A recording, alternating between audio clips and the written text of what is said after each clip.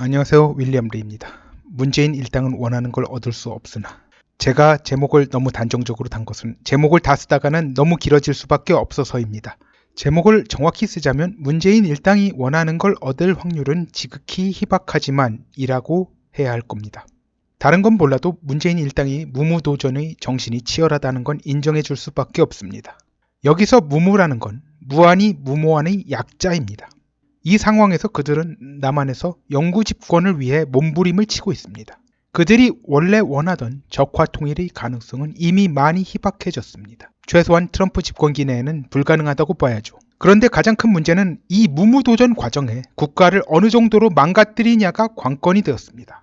특히 경제적으로 입히는 데미지가 양과 질적인 측면에서 어느 정도가 될 것이냐가 가장 큰 문제로 대두되고 있습니다. 여기서 질적인 측면이란 회복 가능 기간을 이야기하는 것이라 보면 됩니다. 회복 가능 기간이 길면 길수록 데미지는 악성인 것입니다. 문재인 일당이 얻고자 하는 걸 얻을 확률이 어느 정도가 되는가를 고찰해 봅시다. 문재인 일당은 현재 플랜 B를 가동 중입니다. 지금 현재로선 적화 통일의 목표는 일단 뒤로 하고 북한 체제를 존속시키는 것 정도를 우선 목표로 삼고 있죠. 북한 김정은 체제가 무너지고 북한의 친미 체제가 들어서면 문재인 일당 영구 집권 계획 실천은 심각한 타격을 입습니다. 선거구제를 어떤 식으로 바꾸건 공수처를 하건 그런 건 전혀 의미가 없게 됩니다. 이들 머릿속엔 일단 김정은 체제 존속과 자신들의 영구 집권 두 가지밖에 없습니다. 김정은 체제를 존속시키고 영구 집권을 이룬 뒤 기회를 봐서 적화 통일로 나아가겠다는 거죠. 여기서 영구 집권이라는 건 중국 공산당의 후원을 전제로 하고 있습니다. 한국을 철저한 종중국가로 만들어 자신들의 권력 기반을 삼는다는 것이죠. 여기서 종중이라 하는 정도는 단순한 위성국가 수준이 아닙니다. 종주국인 중국의 이익을 위해서는 국가가 피폐해지는 걸 감수할 수준으로 만들겠다는 것이죠. 이 정도면 조선시대 사대보다 단수를 더욱 높이 잡는 겁니다. 이러니 중국 외교부장 왕이가 문재인을 자기 아랫사람 대하듯 하는 것입니다. 이 뉴스는 뭐 보셨죠? 팔치면서 인사하는 거. 조선시대의 명나라의 장관격인 상서가 조선 임금에게 이렇게 맘먹을 수 없었습니다. 황제 칙사가 조선에 파견되어 칙명을 받을 때 황제를 대리하는 것이므로 조선 임금이 그 앞에서 칙명을 받는 예를 표하는 경우는 있었습니다만 그런 것도 아닌데 이 정도로 맘먹었다가는 목이 달아날 일이었습니다. 조선 임금은 급수로 보면 명의 황자들과 동급이었기 때문입니다. 그런데 현재 트럼프가 중국을 조이는 것의 주요 목적 중 하나가 한반도 내에서 중국의 영향력을 포기하라는 부분도 분명히 있습니다. 중국이 한반도에서 영향력을 포기하지 않겠다는 건 미국에 도전할 의사가 있음을 분명히 하는 것입니다. 사람들이 미중 무역전쟁을 단순한 경제 헤게모니 다툼으로 이해하니 머지않아 협상이 타결될 것이라고 보는 겁니다.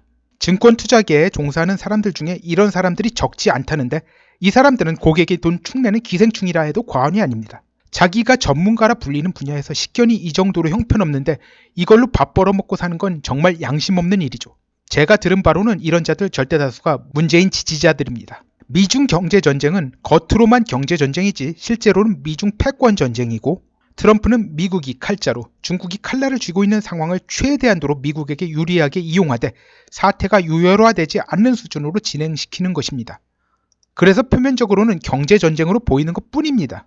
미국이 패권을 나누는 걸 용인했다가는 중국이 최대 패권을 잡고 미국을 누르고 윽박지를 수 있는 게 시간 문제이기 때문에 미국 입장에선 패권을 나눈다는 건 옵션이 될 수 없습니다. 지금 칼자루를 쥐었을 때 확실하게 그 짓 할 엄두도 못 내게 밟아버리는 게 최선책일 수밖에 없습니다.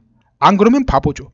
트럼프의 경우 사업하면서 이를 뼈저리게 깨닫는 경험을 수차례 했을 겁니다. 트럼프는 중국이 표면적으로만 굴복하고 실제적인 이익을 결사적으로 지키겠다고 나오는 것에 대해 굴복하지 않으면 압력을 유지한 채로 시간을 보내 하루하루 더욱더 중국 경제를 위태롭게 만들겠다는 지구전을 펼치는 겁니다. 이에 대해 중국이 하는 반발은 미국 연방 하원에서 민주당 의원 극좌파 60명을 동원해 트럼프를 탄핵하겠다고 하는 것인데 정말 웃기는 소리죠. 특별검사 밀러 보고서에 트럼프의 obstruction of justice 혐의에 대해 있을 수도 없을 수도 있다는 묘한 표현을 남긴 바 있는데 이거 가지고 해보겠다는 거죠. 난관이 이만저만이 아닙니다. 그런데 극좌 60명을 제외한 민주당 나머지 상하원 의원들이 이에 동조하려면 당의 운명을 걸어야 합니다. 트럼프가 탄핵당하든지 아니면 민주당이 박살날 각오로 해야 하는데 민주당 입장에선 너무나도 무모한 일입니다. 빌 클린턴이 위증으로 연방 하원에서 탄핵이 가결되었지만 연방 상원에서 부결되었는데요. 그때와 상황 비교를 해도 너무나도 터무니가 없죠. 빌 클린턴은 실제로 위증을 한 것이 분명한 경우였는데 트럼프의 경우 obstruction of justice 혐의가 있는지 특별검사가 확신도 못하는 상황인데 이걸 밀어붙이겠다고 하면 실제로 민주당이 자살하는 거나 마찬가지입니다. 승산이 너무나도 없습니다. 맨 땅에 헤딩하는 것도 이만저만이 아니죠. 그러면 차기 대선도 날아가고 동시에 치러지는 상하원 선거에서 괴멸적 패배를 맛보면서 민주당 창당 이래 최악의 위기로 몰리게 될 텐데 그리하진 못할 겁니다. 뭐 하고 싶은 마음이야 굴뚝 같겠지만 참고로 민주당에서 전통적으로 많은 기부를 해온 유대인들이 최근 이탈하는 기미를 보이고 있습니다.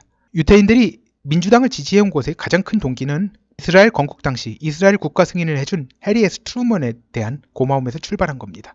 트루먼은 민주당 소속이었습니다. 여담이지만 트루먼은 고향에서 남성 양복, 모자 등을 파는 사업을 할 때 동업자가 유대인이었습니다. 그 사업이 잘 안 되어서 정치로 방향을 튼 거죠. 자, 이런 유대인들의 탈민주당 추세는 지금 아까 말한 60명이 민주당 극좌 세력이 반이스라엘 경향이 뚜렷하고 당의 중진들이 이에 대해 적절한 대책을 취하지 못하고 끌려다니는 상황이 되었기 때문입니다. 이런 상황에서 민주당 전국위원회는 재정적으로 엄청난 어려움에 직면해 있습니다. 그렇지 않아도 힐러리가 당선되는 걸 가상하고 돈을 너무 무리하게 끌어다 썼는데 무리하게 끌어다 쓴 게 지나쳐 이미 지난 대선 기간에도 삐걱거리다가 대선 다음에 대선 당시 민주당 전국위원회 의장이었던 도나 브라질이 책으로 이 상황을 폭로해서 뒤집어졌었죠. 지금 유대인들 기부금마저 끊겼으니 내년 말 대선과 상하원 선거를 제대로 치를 수나 있을지 모르겠습니다. 소로스가 정말 많이 도와주지 않으면 힘들 것 같습니다. 트럼프의 입장에 대해 이 정도로 장황한 설명을 하는 건 문재인 입장에서 트럼프의 입지가 약화될 확률이 희박한 상황은 극도로 불리하게 작용할 거라는 거예요. 중국이란 겉으로는 멀쩡해 보이지만 썩어도 보통 썩은 게 아닌 동아줄의 의지에 트럼프에 맞서려는 건 엄청나게 무모한 것이고 버텨낼 확률도 지독히 희박합니다. 아무튼 말씀드릴 수 있는 건 문재인 정권이 중국, 북한의 배경 업게 되는 건 끈떨어진 연신세가 되는 겁니다. 그러므로 한국 내에서 무슨 일이 벌어지니 나라가 적화되겠구나, 저들 뜻대로 영구 집권이 되겠구나 그리 생각하는 건 우물한 개구리 생각입니다. 저들의 뜻대로 될 일은 없겠지만 다만 저들의 몸부림으로 데미지가 얼마나 크게 나느냐의 문제는 상당히 심각합니다. 오늘은 여기까지 하기로 하죠. 내용이 너무 길어서 하루에 끝내기는 힘들 것 같습니다. 내일은 북러 회담 전망도 포함해서 말씀드리겠습니다. 구독, 좋아요, 알림, 공유 부탁드립니다. 감사합니다.